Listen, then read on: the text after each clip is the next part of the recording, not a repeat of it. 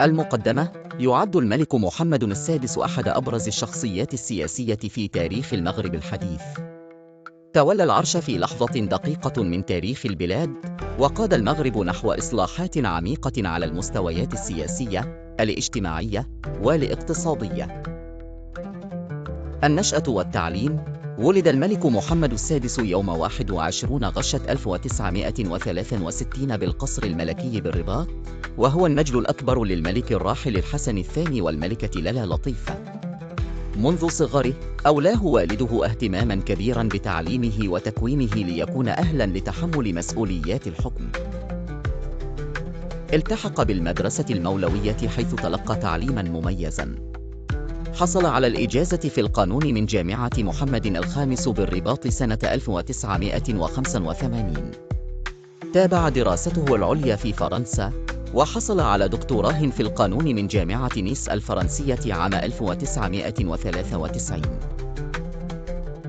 ولي العهد ومهامه قبل الحكم: قبل أن يتولى الحكم، قام محمد السادس بعدة مهام رسمية كممثل لوالده في العديد من المناسبات الدولية، وقد أوكلت إليه أدوار هامة تتعلق بملفات التعاون الدولي والدبلوماسية.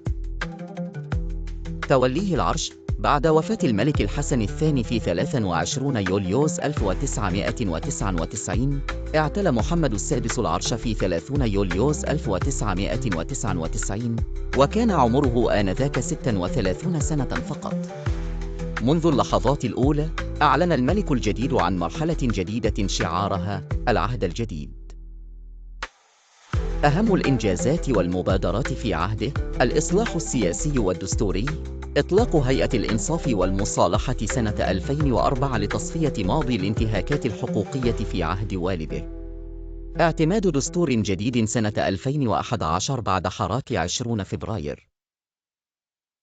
المبادرة الوطنية للتنمية البشرية، أطلقها سنة 2005 بهدف مكافحة الفقر والهشاشة وتحسين ظروف العيش في الأحياء الهامشية والقرى النائية.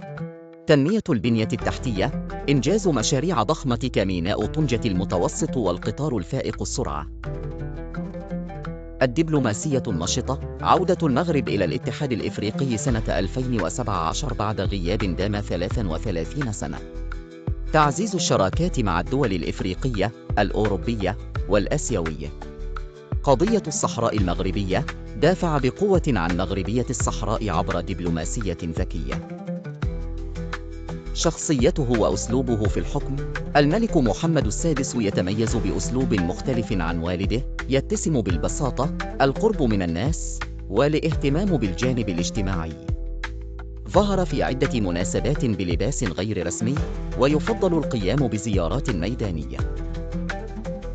الأزمات التي واجهها: حراك الريف من 2016 إلى 2017، حزين واجه احتجاجات اجتماعية بقرارات إصلاحية وعزل عدد من المسؤولين. جائحة كورونا، أدار البلاد بحكمة خلال الأزمة، وأشرف على إطلاق أوسع حملة تلقيح في إفريقيا. التوترات الإقليمية، خاصة مع الجزائر، ظل يتعامل معها بدبلوماسية متوازنة. خاتمة: الملك محمد السادس استطاع خلال أكثر من عقدين من الحكم أن يحدث تحولات جذرية في بنية الدولة المغربية، جاعلاً من المغرب نموذجاً للاستقرار والإصلاح.